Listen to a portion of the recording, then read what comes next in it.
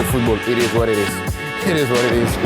Emery goes for goal and finishes off the PSG victory. Nuno Mendes est lancé, Nuno Mendes va vite, Nuno Mendes passe devant Quadrado, le tir, oh il est beau celui-là, le but de Nuno Mendes. Vers Kylian Mbappé, la reprise pied gauche instantanée, le doublé. Hello and welcome to PSG Review, also known as the show without any links to the super agent Jorge Mendes at the time of recording. Even in the future, it seems unlikely, even if that would seemingly give quite a lot of access to the club. Also known as the show which, unlike Kylian Mbappé, have no commitment issues to this shirt, and I also try to be a little less cryptic with what I'm saying here, or let's say more thorough at the very least. Thank you very much for being with us. My name is Mikko and you can find and follow me and PSG Review online at PSG Helsinki on Twitter as well as on Instagram, and email me directly psghelsinki@gmail.com. Rate, review, subscribe, like, share, but most of all, I'm very pleased that you are listening, because at the end, that is what this is all about, as we discuss and do our very best to understand what on earth is happening with our club in red and blue. We are quite used to by now how the summers are, and for us, since this one isn't any different, we find ourselves with rumors, delays, and more than anything else, new rumors while waiting that entirely undo the previous ones that seemed so very certain just a brief moment earlier. The Mbappé saga continues, although I must say that there are no particularly major updates for that, since the last special episode I recorded the following day from the news breaking that he had sent a letter to the club saying he won't be activating the additional season in his contract, and that season of course isn't this season that looms ahead of us in a few months, but it's the one after that. So as we speak, the season to start is his final season, and after that he can leave for free, if things stay as they are.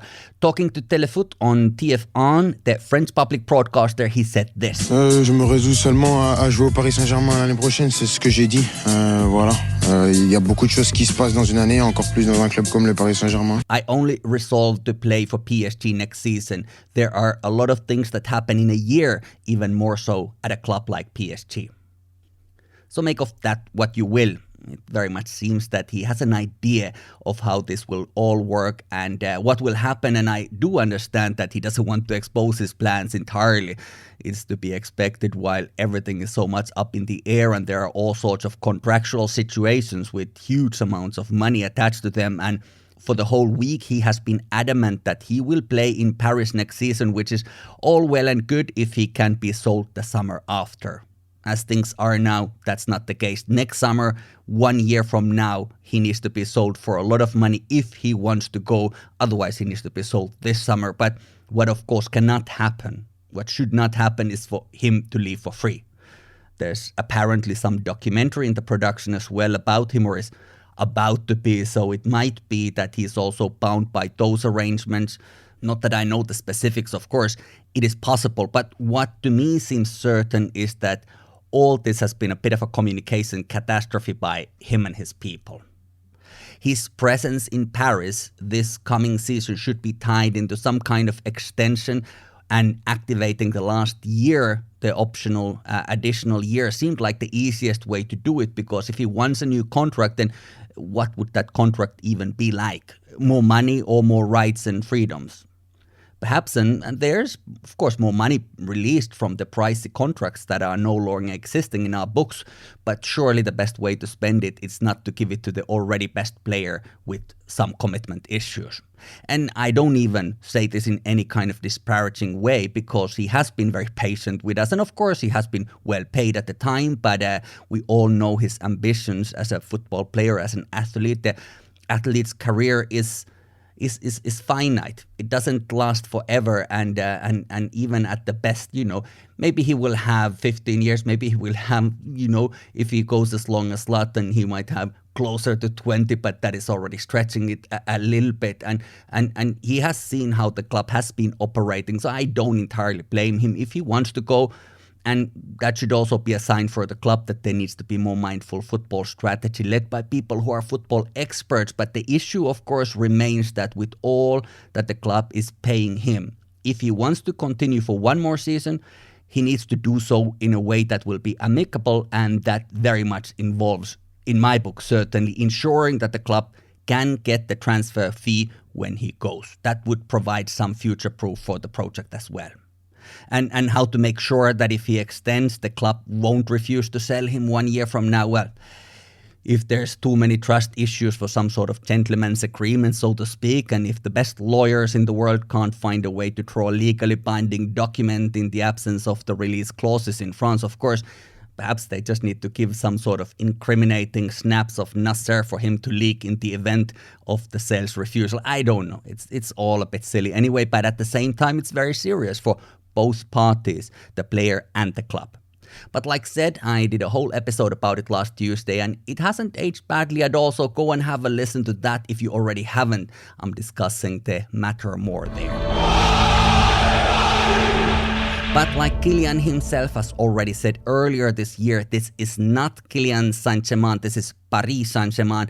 And of course, we have many other pressing matters. And somehow naively, I thought that the recruitment for a new coach wouldn't have to be as difficult as it was last summer when Pochettino was struggling to find a suitable severance package from the club. This summer, all signs were pointing at Nagelsmann, but in the end, that deal fell by the wayside. That has been reported. Perhaps with time, we will learn why, if it even is that important, why it didn't happen, if and indeed as it didn't happen. Then it was said to be Thiago Motta who was the frontrunner. Motta, of course, is not only our former player, of course, as was Pochettino, but Motta has also been our youth coach, and he speaks French, Portuguese, Spanish, and Italian, at least those languages that I know, and he has done well for himself in Italy, but of course with very different types of teams, locker rooms, and more than anything else, club organizations. Now, all the talk is about Luis Enrique, a former top player also, of course, but his coaching credentials are AS Roma, Celta Vigo, Barcelona, with whom he won the Champions League among the other trophies, also certain remontada match, and then he went to coach the Spanish national team La Roja, and he stepped down after the last World Cup when the not very inspiring Spanish team was knocked out in the round of 16. It has a familiar ring to it, round of 16 exit, against very inspiring Morocco, of course, who won, and we remember the Hakimi penalty in the end and celebration afterwards. Enrique is known to play with back four, which of course would change things somewhat in our defense. The latest news is that this will be a done deal soon. At the time of recording, it isn't, so I'm not fully confirming it now. But at the time when you hear this, you might know more, which, by the way, is very much the experience through the summer. This is the third episode I'm recording this week because things move fast.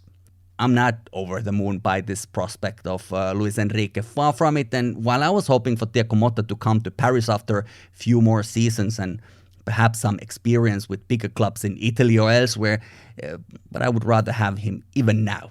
Perhaps my reasons are more sentimental. I don't know if they entirely are, but I personally would lean towards his general direction. But it seems that it won't make much of a difference what I think. Who would have ever guessed that?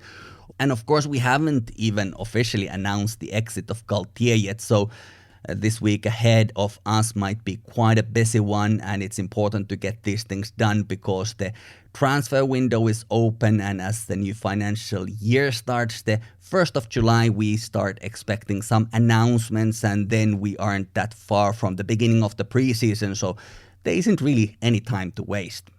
Whoever will make the choice in the club organization needs to make the choice now, and then we as club supporters and hopefully even the club structure itself can analyze that was it the right person who made the call, because these decisions tend to go quite high up in Qatar, as high as you can get really, and is that the best way to run a football club with ambition? It's a way, but most likely not quite in the top 10 of the best ways to do it.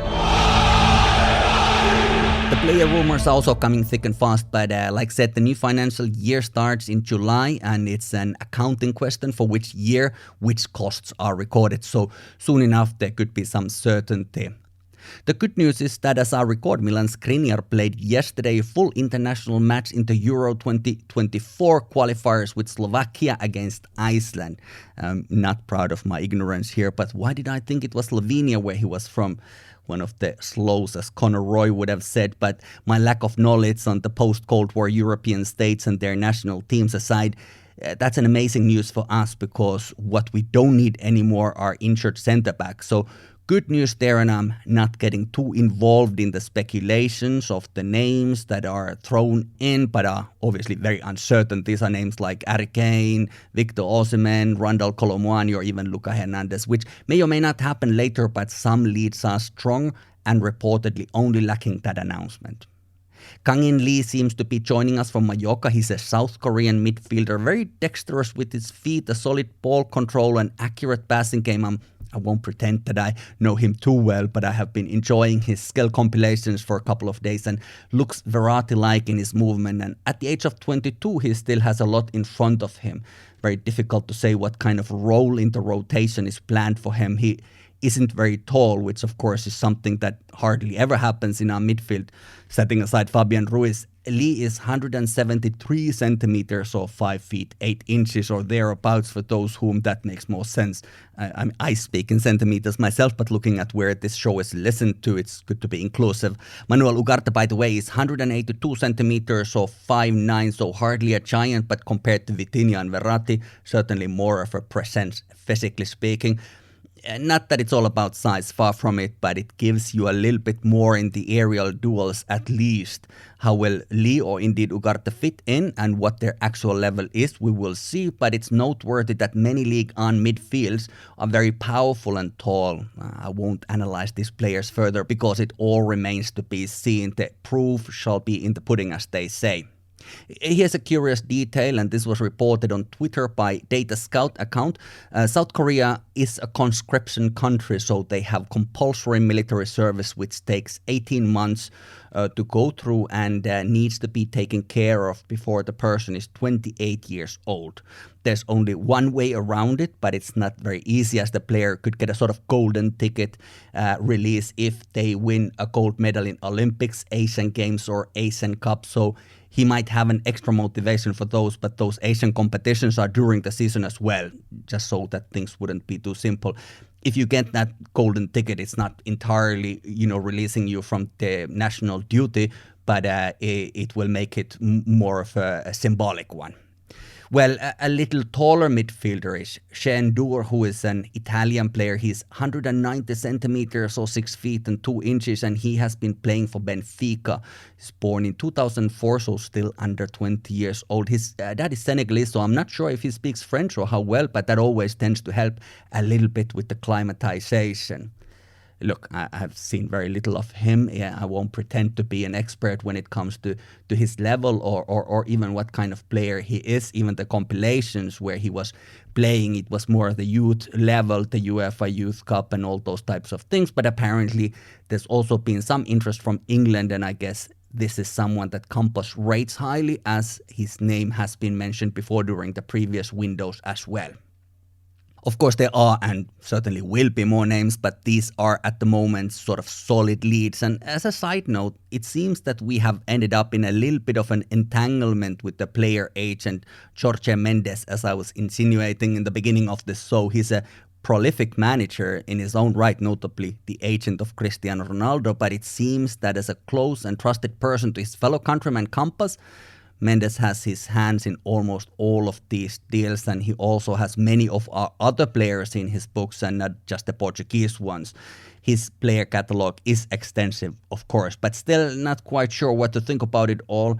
Are we sure we are getting the players that we need? And also, what happened to this idea of bringing French talent in with some Ligue 1 experience and at least some sort of emotional connection to French football?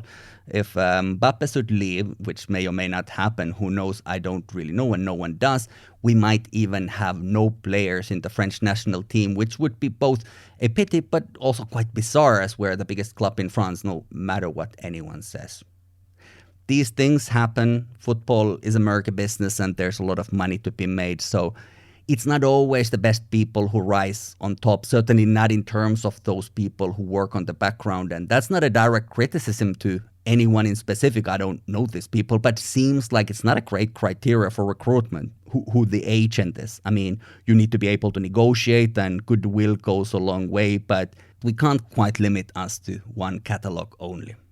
Men's, by the way, has been named Best Agent of the Year at the Globe Soccer Awards 10 times from 2010 to 2020, so he knows what he's doing. My only hope is that so do we. That's that. There's no doubt that the next couple of days, next week, and even the weeks will be very busy and full of excitement. Hopefully not too much frustration, hopefully no despair, but some answers instead, and we keep our ears and eyes on all this.